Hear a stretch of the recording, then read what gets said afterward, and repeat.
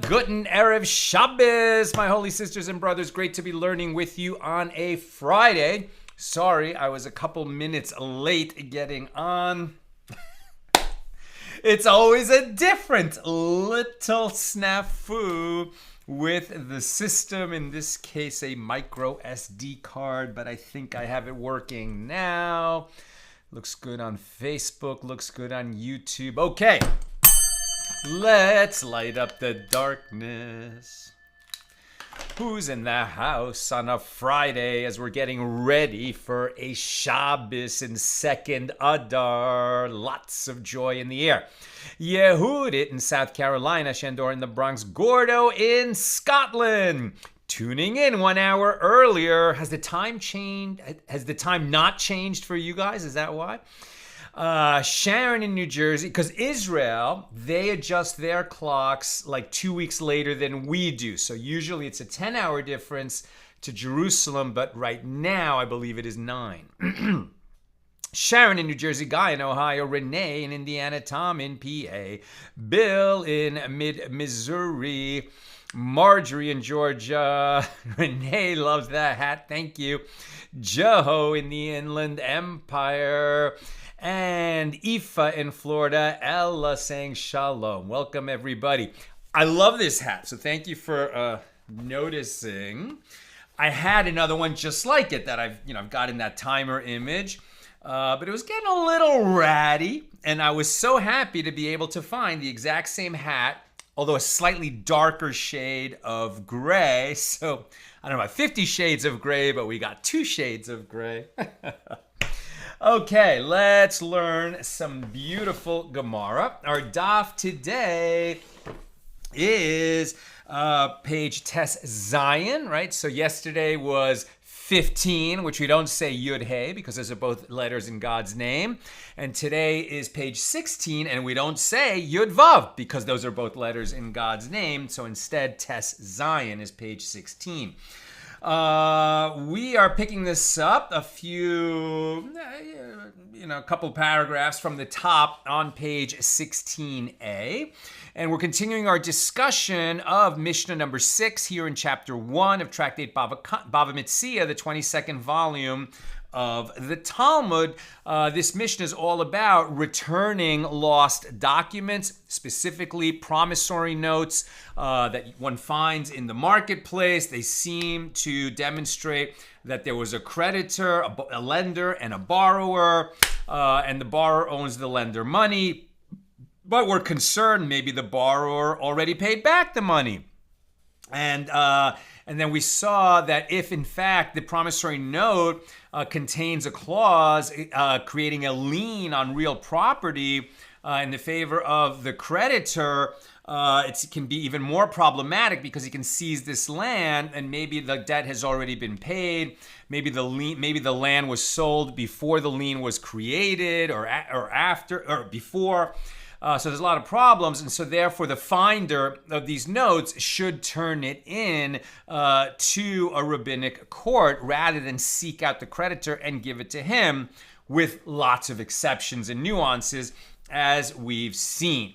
Now, yesterday at the end, we were talking about what one of the nuances and variations of this is if we don't have a borrower and a lender, nor do we have a purchaser and seller of a piece of land, not even, and those are other variations, and also a gift and a recipient, but also the robber, right? So the robber is one who fraudulently sells a piece of land that he does not own. And at the end of yesterday's class, we were talking about, well, he committed the fraud.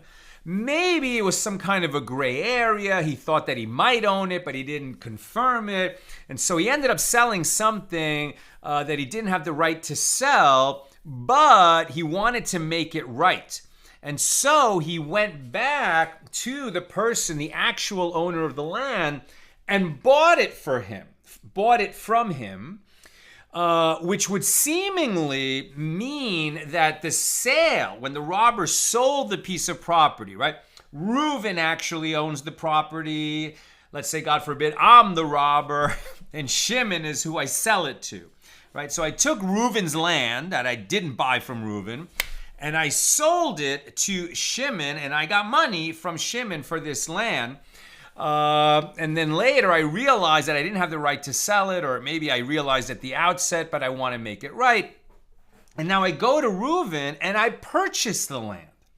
Now, as far as Shimon is concerned, he bought a piece of property from me and he's holding on to that property. But what I've just done by buying it from Reuven is validated the sale to Shimon, because now, at least retroactively, that which I sold to him, I had the rights to it. And so now he's got a valid purchase, right? But that's not always going to be the case, because it actually depends on what is my motivation. I was initially a robber. Am I trying to make it right? Or am I doing something a little bit different? Am I trying to preserve my legacy and not be remembered as a robber, and that's why I did it? Do I want to make sure that my children are not considered the children of a robber, God forbid? Or maybe I'm like buying it because I say, oh, I can make a lot of money on this. Let me make sure I actually have it, and then I can sell it 3 or 4 more times, and I'm actually still a crook. So we have to be very careful about what's going to happen. Now, we've seen earlier in our journey, especially in Tractate Bava Kama, that a robber can actually acquire, legal title to property. Now, this is not to say that, well, he got away with it, right? What we're saying is that in certain circumstances, a robber can be understood to become the legal owner of something so that somebody downstream of him purchases and actually gets it. So in the case of movable property, this can happen when the original owner despairs of recovering the property, and the robber actually transforms that which he stole and turns it into something else by adding his work or efforts or investment. And then the next purchaser down the line will get legal title. Now, the robber remains somebody who committed a transgression, who has obligations toward the original victim, should make an atonement, will be held accountable for his robbery when he stands behind the heavenly tribunal, etc. But there are certain circumstances where he can acquire title. Now, that's not going to happen with land, right? That sale was never a valid sale. But by later acquiring the right to actually have that land, so what he sold to him was, what I sold to Shimon is my rights in the property. When I originally sold it to him, I didn't have rights in the property. When I later acquired those rights, it's like they just flow through to Shimon and validates Shimon's sale. So let's keep going. Now, the Gemara discusses various scenarios relating to the law, the halacha, of one who sold stolen land, one who sold stolen land and then acquired it from the robbery victim, right? So it's the same idea that I sold it to Shimon, it wasn't mine to sell, but then I went and got the actual rights from Reuven. So let's see what happens. It is obvious that if, after selling the stolen land, the robber sold it again to another person, right? So I stole it from Reuven, I sold it to Shimon, then I went to Reuven and I actually bought the rights. I actually did buy it from Reuven. Now, what I've done here is I validated the sale to Shimon, right? But what if I actually don't do that? Instead, that was just a total fraud and Shimon got nothing. Later, I bought the land from Reuven, and then I sold that land that I bought legally to Levi. Now, what did Levi get and what did Shimon get? That's the question, right? First, I made a fraudulent sale. Then I bought it legally. But then instead of validating Shimon's rights in that land, I turned around and sold it to Levi. So it sounds like Levi got a valid purchase that I actually had the right to sell. I've committed a crime. I could go to jail for that. I have to atone for that. I owe Shimon his money back. But it sounds like Shimon never got anything, because when I acquired the land legally from Reuven, it wasn't for the purpose of validating Shimon's purchase of it. Rather, it was for the purpose of turning around and selling it to Levi. So let's see. It is obvious that if, after selling the stolen land, the robber sold it again to another person, or bequeathed it or gave it as a gift. So it is clear that the robber does not want to establish it before, i.e. transfer ownership of it to the original buyer, right? It is evidence that since I sold it again or bequeathed it or did something else with it other than validate Shimon's purchase, that when I went and bought it from Reuven, it wasn't for the purpose of validating Shimon's purchase, right? So therefore, the robber's purchase of the land from the robbery victim is not assumed to be for the purpose of validating the original sale. So the seller can demand compensation from the robber for the invalid sale, but the land remains in the possession of the second buyer or the recipient of the gift or the inheritance. I think it should have said the buyer, right? The buyer, meaning Shimon, the first buyer, he can demand compensation from me for the invalid sale, but the land remains in the possession of the second buyer, Levi.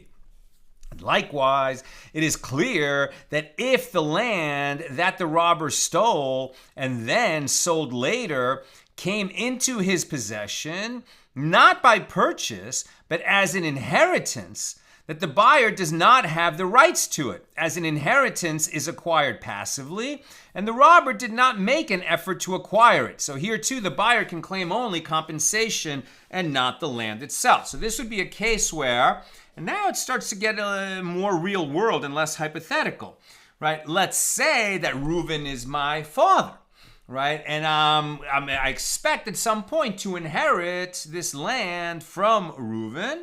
And before I actually inherit it, I sell it to Shimon. But I don't tell him that I'm selling it to you from when I inherit it. I'm pretending it's mine now, and that's what I'm selling. That's why it's a fraud. Then later, I do inherit it. Now, when it comes to me, have I committed an act that demonstrates my intention to atone for what I did and to validate the sale that I made to Shimon? No, because I just inherited it passively. And unless I then go and commit a positive act, like an action, that shows that I want to validate that sale, like I go to him and say, you know what, when I sold it to you, I didn't really have the right to sell it to you. But now I do have that right, and I want to give you an updated and proper deed of transfer. That would seemingly work. But just the fact that I inherited from Reuven is not going to validate the earlier fraudulent sale that I made to Shimon. Now, another situation. If the robber collected the land that he had sold as payment for a debt owed to him, right? So now I sold this field fraudulently, but I had at some earlier time lent, or even later time, lent money to Reuven, and Reuven didn't pay me back.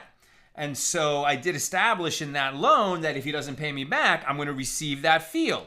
So now it happens, right? So I get the field. So now I actually have the rights to the field that I sold before I had the rights to it, which was a fraudulent sale. But now I do get the rights through this, seizing it for an unpaid loan. So in that situation, says the Gemara, we need to see the circumstances. We don't have enough information yet. If the robbery victim, if the robbery victim was Reuven was the robbery victim, he didn't even know maybe that I sold the land, right, from under his nose.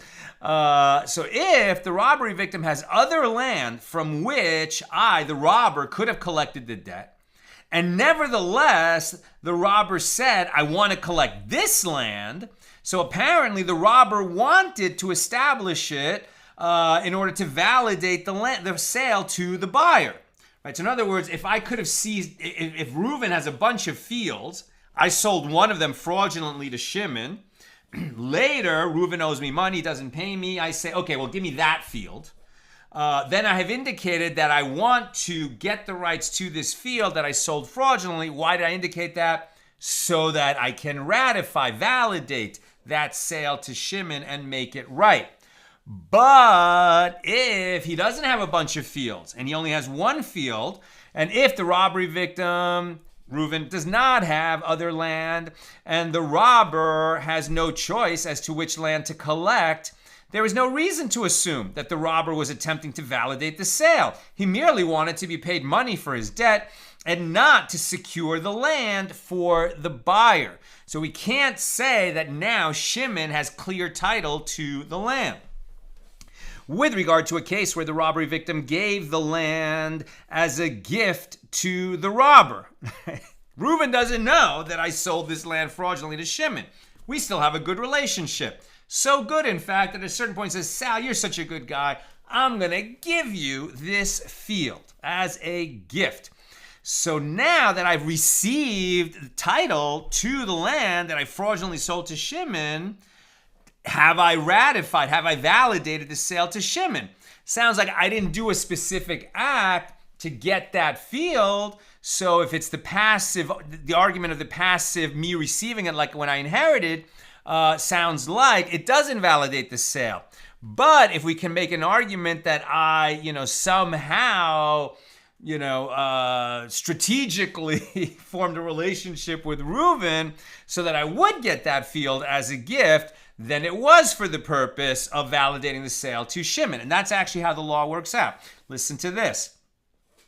With regard to a case where the robbery victim gave the land as a gift to the robber, Rav Acha and Ravina disagree. One says that a gift has the same status as an inheritance, as it is also acquired passively. And the other sage says that a gift has the same status as a sale. And this is because, were it not for the fact that the robber took the trouble to ingratiate himself with the owner, he would not have given it to him as a gift. So it is clearly for this reason that the robber took the trouble to ingratiate himself with him, i.e. in order to validate the sale to the purchaser and thereby maintain the robber's reliability.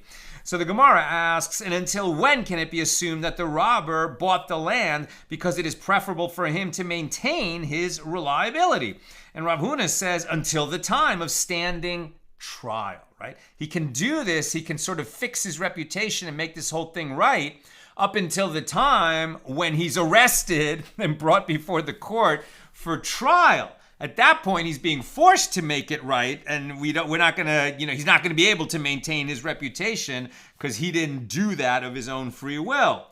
Rav Huna says until the time of standing trial. So once the purchaser takes the robber to court, once Shimon takes me to court, it is too late for the robber to protect his reputation, as the purchaser has demonstrated that he does not consider the robber to be trustworthy.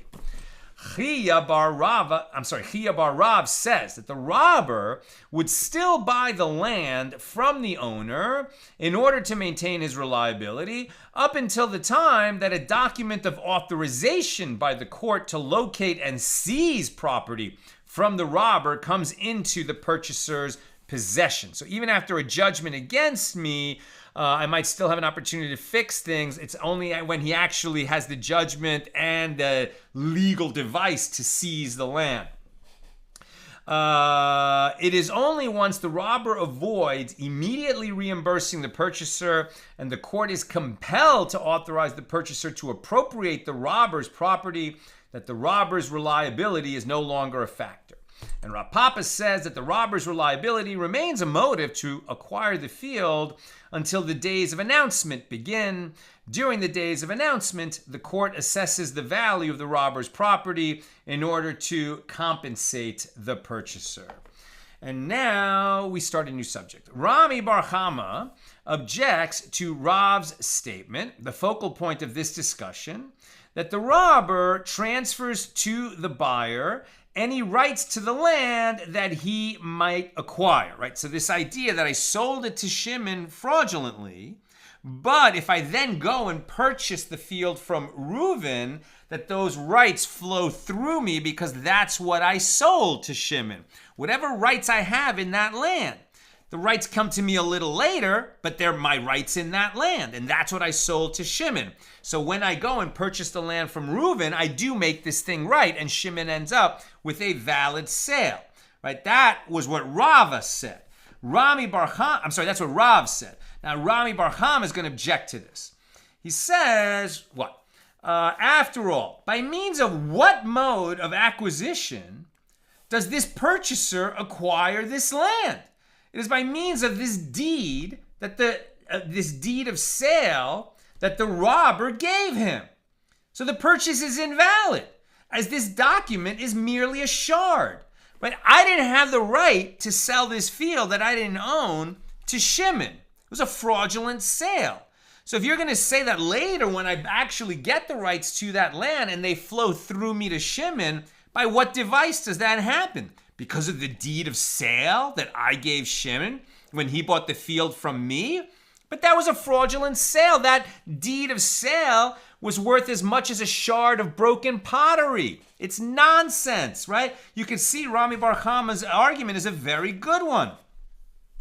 The purchase is invalid, as this document is merely a shard. And since the robber did not own, at the time of the sale, the land that he purported to sell. Rava said to Rami Bar Chama in response, let Rav's statement be understood as applying to a case where the buyer said to the robber that he trusts him to resolve the legal issue. By virtue of that satisfaction that the robber received from the buyers not having said anything to him to question his rights to the land, but rather having relied on him, the robber therefore takes the trouble and brings to him the opportunity to purchase the land and resolves to transfer the land's ownership to him, right? So what Rava is saying that Rav said, and the reason that this, sort of legal machination works is because when Shimon bought the field from me, so maybe there was, by the way, we're just so accustomed to the fact that we live, I think most of the world is like this, but let's just say that most of the world today, it's pretty settled who owns what, right? So if you own a piece of land, so that deed is recorded in the county courthouse, the registrar, whatever the name of the official in your locality, your municipality is. And if somebody sells something, without actually having a deed and title and the right to sell it, it's just an outright fraud. Very simple. But you can also see in the ancient world where it wasn't quite so set in stone, and there were deeds of transfer, but people just held their own deeds. There wasn't this county registrar. And, from time to time, and not so infrequently, marauding armies would come through, take over vast swaths of land, and redistribute ownership of that land as they saw fit, because they had the might of the army, and might made right in those situations. So they could very often, and you don't have to go back thousands of years to have a condition like that, the Pale of Settlement between Russia, Ukraine, Poland, Hungary, Austria, Kazakhstan. These are vast areas, but the borders in those areas were constantly changing. Our neighbor, who's a Holocaust survivor, she grew up in, I think in Bratislava. Nina's grandmother or great-grandmother, there's a lot of people from that area. They would say, well, where are you from? And they say, well, I'm not sure, because at times it was Hungary, at times it was Russia, at times it was Poland, at times it was Ukraine. The borders kept changing. So maybe when Shimon bought the land from me, he said, listen, Sal, I'm just a simple peasant. You seem to know more about the law than me and who's in charge and what. I'll pay you because I want to just start farming the land. It's not being used right now. And I think that you have the right to sell it to me. And if not, you'll get it. You take care of it, Sal. Right? So that's what Rav is saying is that what he paid for was the idea that I would get him clear title. Even if I couldn't give it to him immediately, he was relying on me that eventually I would work it out. And it's not necessarily that deed of sale was a shard of pottery and it was totally fraudulent because I didn't own the rights to it at that time. Rather, it was a contract where he was paying me to get him clear title, even if it would take a long time. And so now you could see why this might work. Rav Sheshes raises an objection to Rav from a baraisa that states that if one says, that which I will inherit from my father is hereby sold to you, right? So the classic case of this rich kid who stands to inherit a lot of money, but he hasn't inherited it yet. There's a funny joke that goes that way. I'm not going to tell it now because I will butcher it. Okay. But somebody's saying, I stand to inherit, this my dad has a Lamborghini. When he dies, he's promised he's going to give it to me. Right now, I'm a little short on cash. So since, I'm going to give you a big discount, the Lamborghini's worth $400,000. I'll sell it to you for $100,000. You're just going to have to wait till my dad, passes on, God forbid. My dad doesn't own a Lamborghini, but okay. And so this guy's willing to make that deal. Now, can I sell my dad's Lamborghini that I probably stand to inherit at the time of his passing? Can I sell it now? It's not my car now. I'm probably going to inherit it, but there's no guarantee. I might predecease my father, or my father might sell it before he passes on. Right? So what I'm selling is like, if I inherit it, then it's going to be yours. But can I even make that deal? Rav Sheshes is talking about that we have a baraisa that says, that which I will inherit from my father is hereby sold to you. Or if I say, that which my fishing net will catch is sold to you. In these cases, the person has said nothing, as one cannot sell that which he does not yet own. But if one says, that which I will inherit from my father today is hereby sold to you, or that which my net will catch today is sold to you, his statement stands. Now, the first law of the baraisa indicates that one cannot sell that which he does not yet own, which contradicts Rav's ruling. And as for that which it says in the latter part of the baraisa, that you can sell that which I will inherit today, or that which my net will catch today, that's only by rabbinic ordinance, and it's for the betterment of the world. Because why is it that you can sell what you will inherit today? That's because the person's father has already died, and he can only sell a small part of what he stands to inherit, but he doesn't know if he's inherited it yet or not. But he can definitely sell a small part of that. Why? So he can bury his father, to pay for the burial. Or the fisherman who says, I will sell that which I catch today.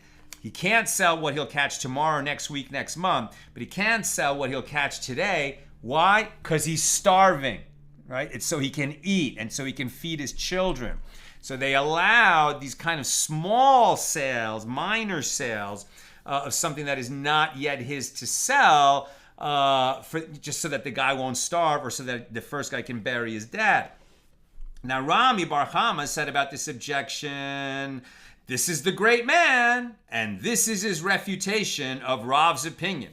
I.e., this refutation is compelling. In other words, if I can't sell the Lamborghini that I stand to inherit someday because it is not yet mine, well then, how could I have sold this land to Shimon, saying that, I'll get you clear title sometime in the future, but I'm selling it to you now, and then when I actually go and purchase it from Reuven, it flows through me to Shimon. That doesn't work because I sold him something I don't own. And the general principle is you cannot sell something that you do not own. Rava said in response, I see that he is a great man, but I do not see the conclusive refutation. Here, in the case of validating a sale, the purchaser relies on the seller and is confident that he will acquire the land. But there, in the case of the baraisa, I will sell you that which I stand to inherit or what my net will catch, the purchaser does not fully rely on the seller.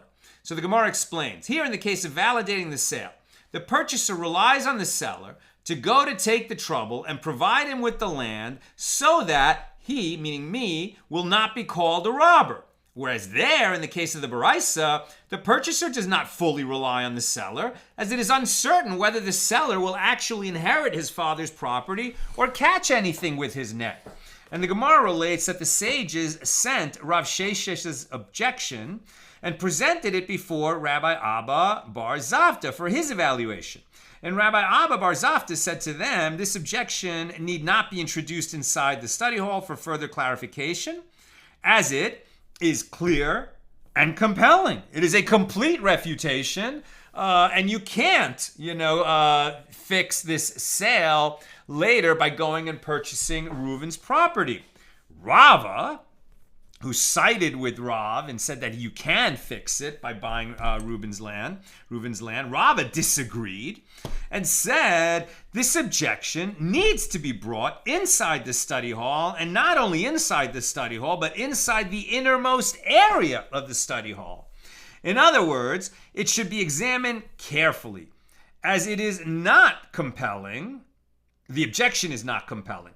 And this is because here the purchaser relies on the seller, right? He relied on me to create clear title for him and do what needs to be done so that I won't be considered a robber. Whereas there, in the case of the Baraisa, the purchaser does not fully rely on the seller because he cannot. It's not knowable that the one who says he's going to inherit will actually inherit. Since he could die before the father could sell it. Now, there was an incident in Pumbedisa where the court ruled in accordance with the opinion of Rav. And the sages refuted the ruling based on this Baraisa. And Rav Yosef said to them, this objection need not be introduced inside the study hall for further clarification, as the objection, Rav Sheshish's objection that you can't sell what you don't yet own, is clear and compelling. And Abaye said to him, no, it needs to be brought inside the study hall and inside the innermost area of the study hall, as here the purchaser relies on the seller, whereas there the purchaser does not fully rely on the seller. And the Gemara asks concerning the Baraisa cited earlier, and what is different in the first clause where the sale is not valid? And what is different in the latter clause where the sale is valid? In both cases, in the Baraisa we said where he buys, you can sell a small amount of what you stand to inherit today, or you can sell what your net will catch today. Why is that valid? In both cases, the seller does not yet own the merchandise, and Rabbi Yochanan said in that latter clause of the Baraisa, where the seller states, I am selling that which I will inherit from my father today, he does so for the honor of his father. He believes that his father will die that day, and his intention is to raise money for the burial. Consequently, the sages instituted a rabbinic ordinance that the sale is valid, but otherwise it would not be valid, see? Similarly, in the case of a person who says, that which my net will catch today is sold to you, the sages instituted a rabbinic ordinance that the sale is effective because of their concern for his immediate livelihood, right? So he can feed himself and his children. Page 16b. The Gemara continues to discuss the matter of selling property that one does not yet own. Rav Huna says that Rav says, with regard to one who says to another, with regard to the field that I am about to buy, when I buy it, it will be retroactively transferred to your ownership from now. So the stipulation takes effect, and once he buys it, the second party has acquired the field. Sounds like he sold something that he did not yet own. Rava said the statement of Rav is reasonable only with regard to an unspecified field, as one is capable of buying a field. I can say to you, the field that I'm going to purchase, I'm going to sell it to you, because I can go out in the world and find the field and buy it and then sell it to you after I buy it.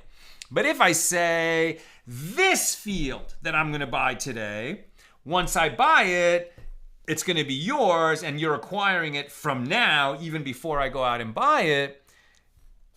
Is there a guarantee that I'm going to be able to buy that particular field? That's what's being asked. But with regard to the case where one says to another that he is selling him this specific field that is not yet in his possession, the transaction does not take effect, as who is to say that the current owner will sell it to him? Since it is not in his power alone to purchase the field, it is tantamount to an entity that has not yet come into being, and therefore he cannot sell it to anyone. And the Gemara emphatically rejects Rav's qualification of Rav's statement in the form of an oath. By God, Rav said his statement even in a case where the seller said this specific field. After all, in accordance with whose opinion did Rav state his halacha, his law? It was in accordance with the opinion of Rabbi Meir, who says that a person can transfer ownership of an entity that has not yet come into the world. The egg that my chicken will lay today, I'm selling it to you now.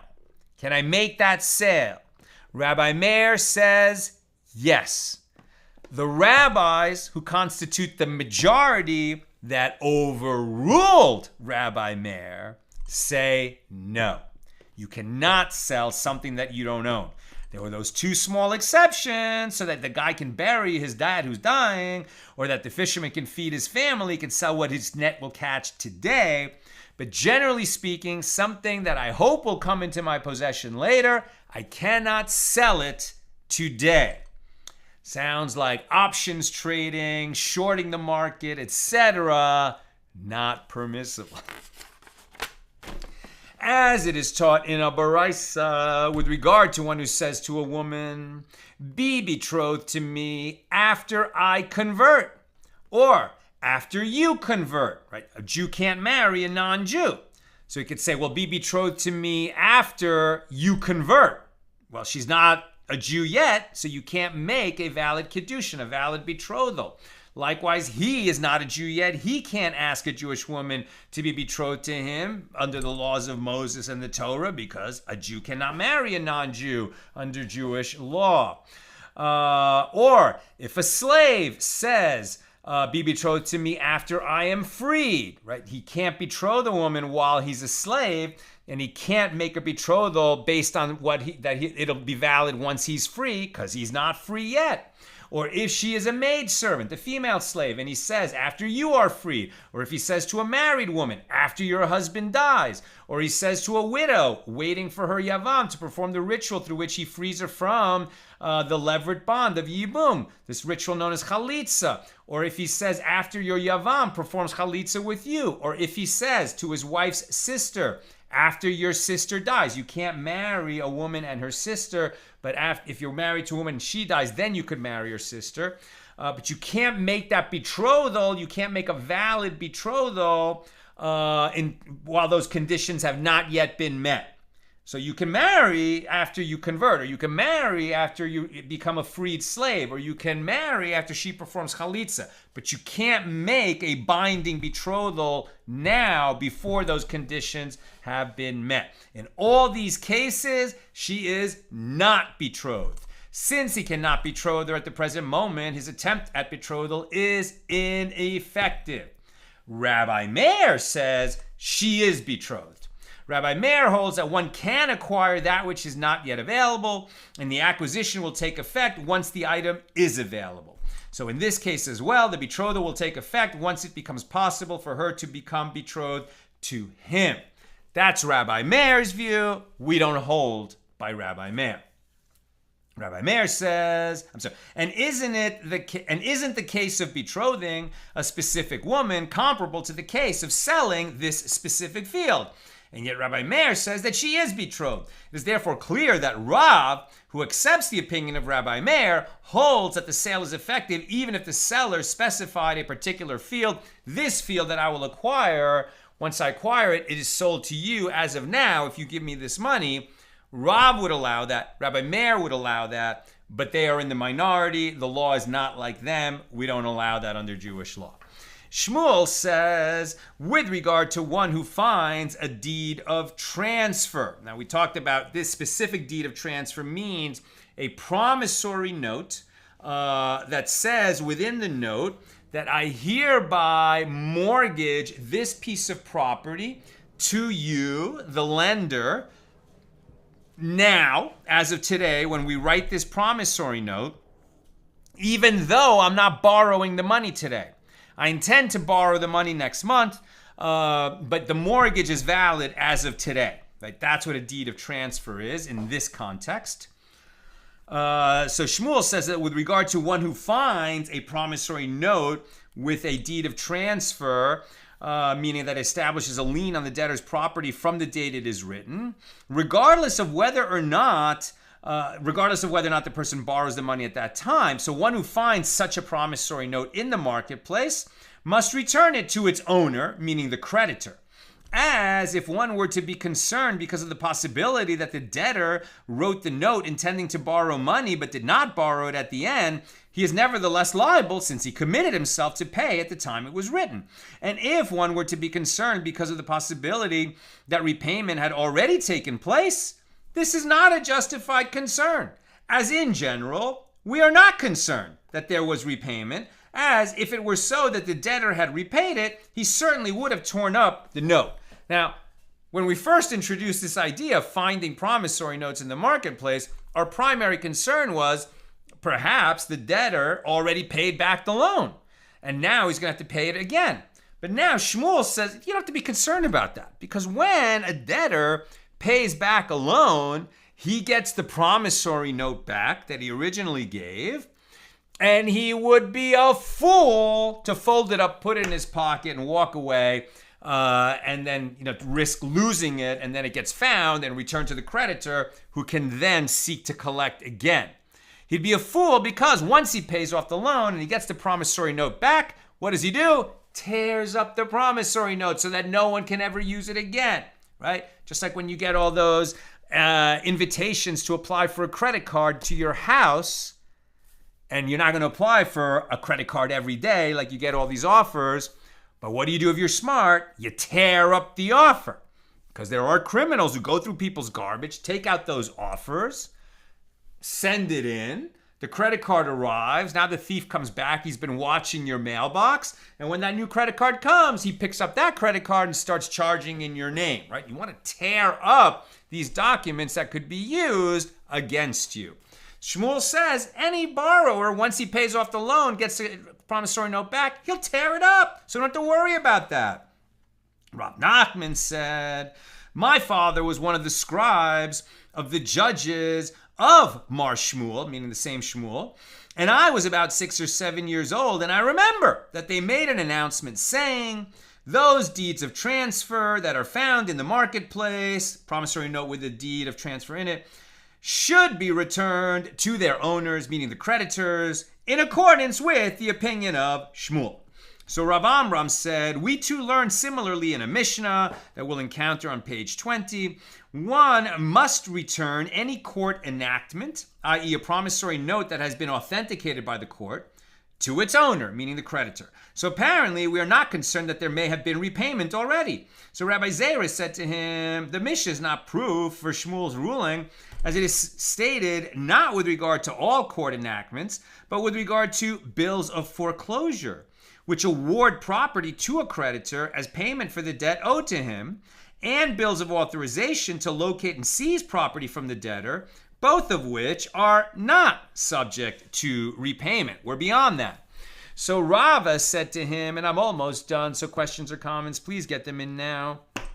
Rava said to Rav Amram, and are these bills not subject to repayment? It sounds like you had the chance to repay, you didn't repay, now the court steps in and said, here's a document authorizing you to go seize the property, right? Sounds like we're beyond repayment.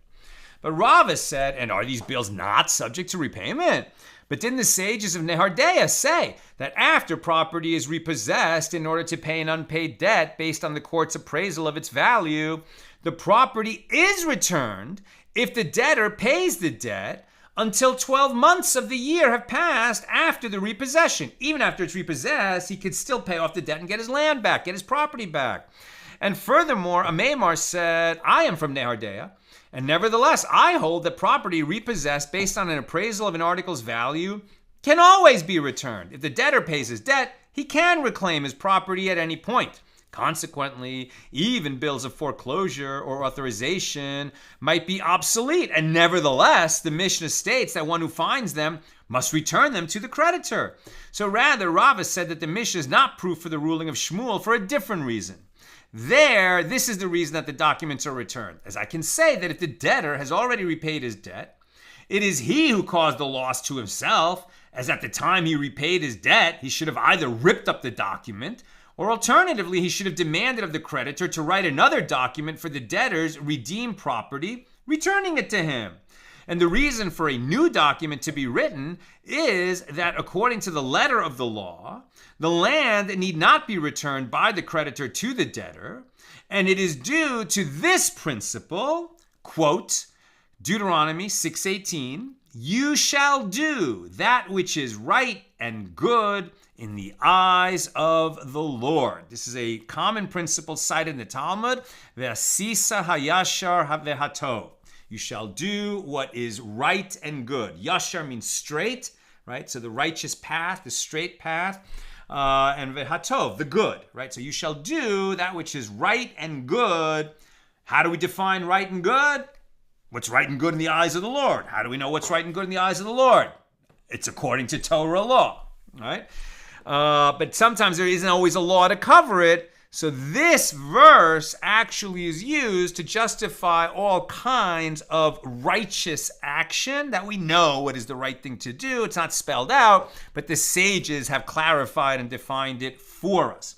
So they rely on this verse, you shall do that which is right and good in the eyes of the Lord, in this case to say, okay, the debtor was late paying, you seized his property, but then he paid.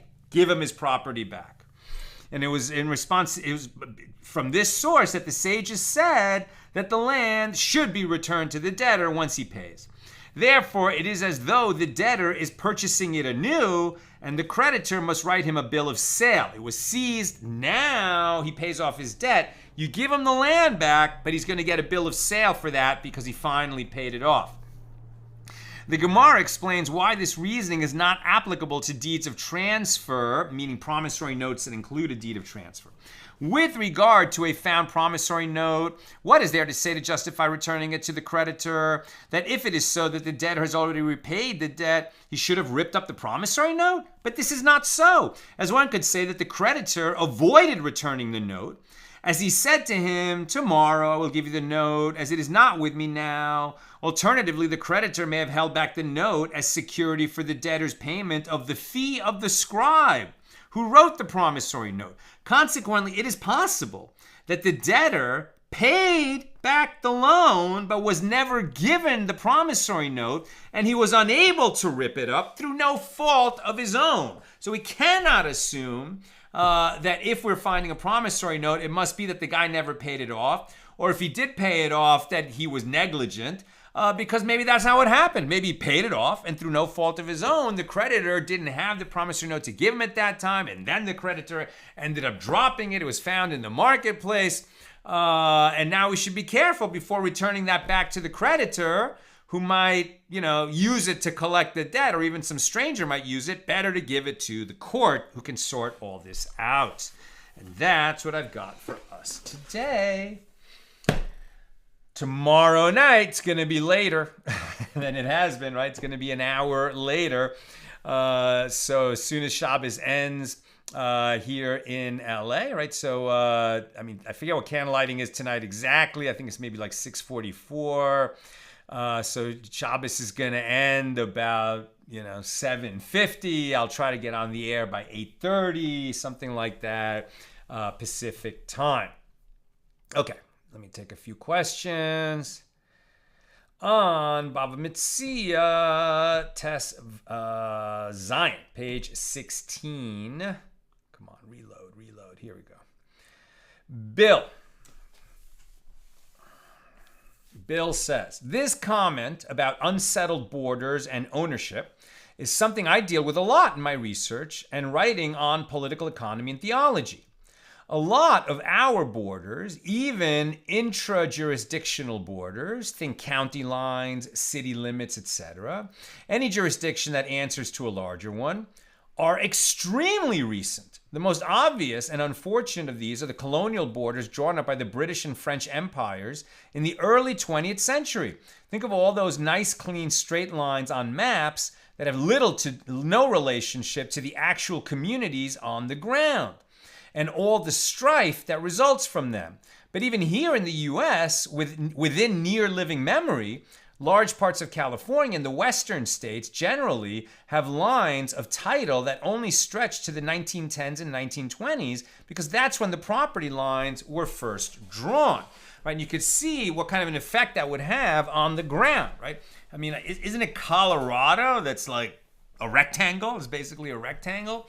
And if you go walk the actual state lines, sometimes they intersect rivers, sometimes they intersect mountains. I mean, they just drew those lines and people were already living on a big plot of land. They could find that their land is half in one state, half in the other. Then some of these maybe surveyors go in on the ground and actually work it out.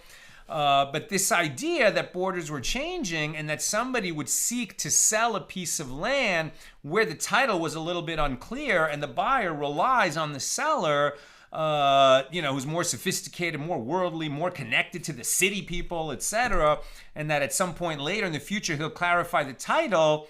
That makes sense. You can see why Rav and Rava would argue that that's what Shimon was buying from me, and I wasn't really committing fraud. I was just saying I'm selling you what I think I have, and you can count on me to clarify it later. And that's a very different situation than, in my youth I was a wayward, thief, robber, scoundrel who sold something I didn't have, and then later I want to atone for it. And I go and actually purchase the rights to that which I had sold fraudulently earlier.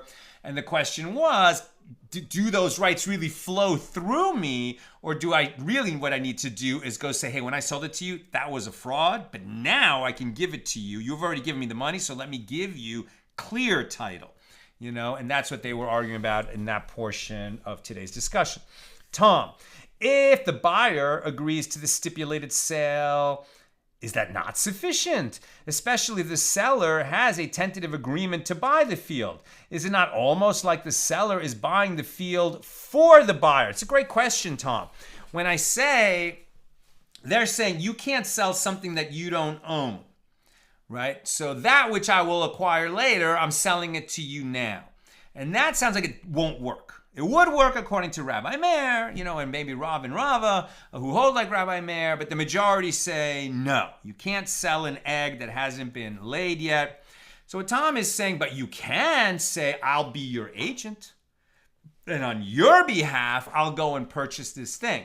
But that is a different relationship than selling something that I expect to acquire but do not yet own. And you could see why it's a different relationship. And then, if the property, let's say it's movable property, if it gets destroyed or stolen before it gets delivered, who bears the loss? If I'm functioning as his agent, maybe there's a good argument that he bears the loss. But if I'm saying that I'm the owner of it and before I've delivered it, that it gets stolen or lost or somehow messed up, then I should bear the loss, right? So it would form a different relationship. Sharon, regarding changing borders, it remains until today. A friend of mine was on the Olympic team for Czechoslovakia. Need I say more? Right, exactly. Czechoslovakia that became the Czech Republic, right, and Slovakia. I mean, that part of the world, the Balkans, those borders are changing constantly. And finally, Kathy Schechter, that's a new name. Welcome, Kathy. Who says, so did Jews invent safety deposit boxes? I'm just wondering what that question is in reference to that we were talking about today. I don't know. But this idea, I guess we were talking a little bit about that. Where do deeds of sale, where do these documents go? Right, that this idea that now there's a county registrar who records everything, but that in the past that they didn't have that, right? They didn't necessarily have that central filing system. At a certain point, obviously, they developed that. I'm not sure when, but if you just look biblically at a biblical source, right, when Abraham purchases the cave of Machpelah and the field of Ephron the Hittite, right? As a burial place for Sarah, and then that becomes the burial place for Abraham when he dies, as well as his son Yitzhak, their son Yitzhak, and his wife Rivka, right, Isaac and Rebekah, and then later Jacob and Leah are buried there. Sadly, Rachel is not buried there; she's in her own tomb on the road to Ephrat. But the cave of Machpelah, that's Hebron, right? So that's if you're ever in Israel, that's an interesting visit. You can't, it's not always guaranteed that you can go there. And Rabbi Danny, the Chabad rabbi in Hebron, wow. What an amazing shlichus, what an amazing emissary of the Rebbe he is to be serving in Hebron. But at any rate, when he bought that land, right, he made very sure to purchase it in the presence of all of the seller's tribespeople, right? And that's really how land was bought and sold for the most part in the ancient world. And this could be undermined, when a war happens and new armies come and new nations, etc. But for the most part, it was all about the fellow villagers witnessing it. And that there was a formal act of acquisition where something changed hands and everybody saw it, right? And everybody who's old enough to remember, or their father or their grandfather, or they heard about it, they established title in that way. And maybe it wasn't such a bad system where everybody knew what was what. That's what I've got for us today. And with God's help, we'll be together again tomorrow night after Shabbos. And may you all have a sweet and uplifting and refreshing and rejuvenating